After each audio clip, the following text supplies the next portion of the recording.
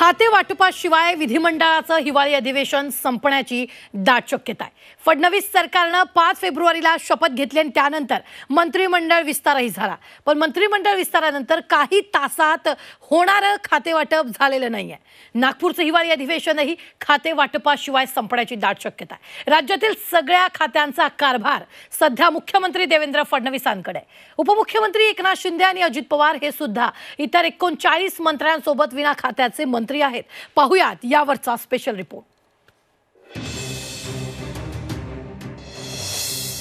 उपमुख्यमंत्र्यांसह 41 मंत्री बिनखात्याचे।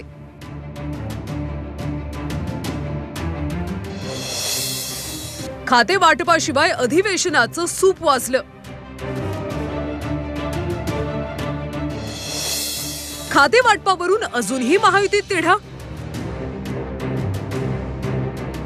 देवेंद्र फडणवीस सरकार सत्तेत येऊन 16 दिवस उलटल्यानंतरही अजून महायुती सरकारचं खाते वाटप झालेलं नाहीये। महाराष्ट्राच्या राजकीय इतिहासात पहिल्यांदाच 41 मंत्री 16 दिवस बिनखात्याचे मंत्री राहिले। यामध्ये भाजपचे चंद्रशेखर बावनकुळे, चंद्रकांत पाटील, गिरीश महाजन, आशिष शेलार, मंगल प्रभात लोढा, राधाकृष्ण विखे पाटील, पंकजा मुंडे, नितेश राणे, गणेश नाईक, शिवेंद्रसिंग राजे भोसले, पंकज भोयर, मेघना बोर्डीकर, जयकुमार रावल, माधुरी मिसाळ, अतुल सावे, आकाश फुंडकर, आकाश उईके, जयकुमार गोरे आणि संजय सावकारे। राष्ट्रवादीच्या आदिती तटकरे, हसन मुश्रीफ, दत्ता भरणे, नरहरी झिरवाळ, बाबासाहेब पाटील, मकरंद पाटील, इंद्रनील नाईक, धनंजय मुंडे आणि माणिकराव कोकाटे। तर शिवसेनेचे शंभूराज देसाई, दादा भुसे, संजय राठोड, गुलाबराव पाटील, संजय शिरसाट, भरत गोगावले, प्रकाश आबिटकर, योगेश कदम, प्रताप सरनाई, आशिष जयस्वाल आणि उदय सामंत यांना अजूनही खातं मिळालेलं नाहीये।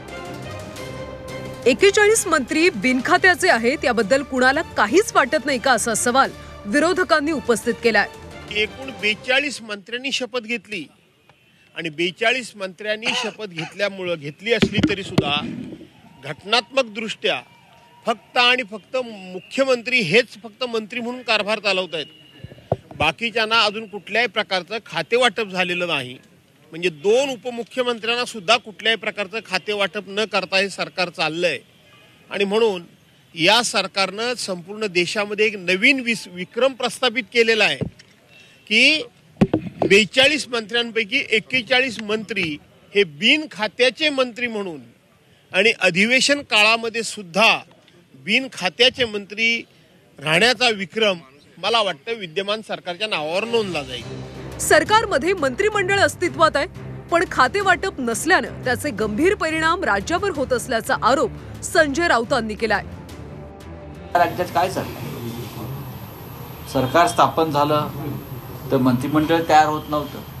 मंत्रिमंडळाने शपथ घेतली तर खाते वाटप जाहीर होत नाही। अहो, 5वी बहुमत तुमच्याकडे आहे, तुम्हाला कोण अडवत आहे?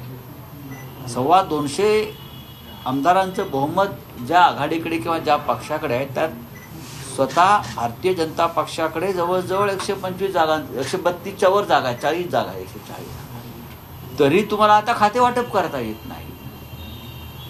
हे राज्य कसं चालेल? या राज्यामध्ये कायदा आणि सुव्यवस्था।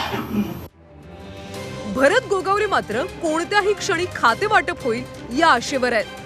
कोणाची तिन्ही पक्षांची हरकत नाही आहे कोणाची। तिन्ही नेत्यांनी बसून काल सगळं ठरवलेलं आहे। कदाचित आज डिक्लेरेशन होईल असं आम्हाला वाटतंय। आत्ताच आम्ही मुख्यमंत्र्यांकडनं चहा पाणी नाश्ता करून आलेलो आहोत, त्याच्यामुळे आज होईल असं आम्हाला दिसतंय। खाते वाटप झालं नसलं तरी अधिवेशन आणि अधिवेशनातल्या कामकाजावर काहीही परिणाम झाला नसल्याचा दावा सत्ताधाऱ्यांनी केलाय। अधिवेशन आणि खाते वाटप याचा मला असं वाटतं की संबंध जोडता येणार नाही, कारण मी देखील अनेक बिलं मांडलेली आहेत, मी देखील अनेक बिलावरच्या चर्चांना उत्तर दिलेलं आहे। त्याच्यामुळे खाते वाटप नाही म्हणून अधिवेशनातलं कामकाज कुठं थांबलंय अशातला भाग नाही।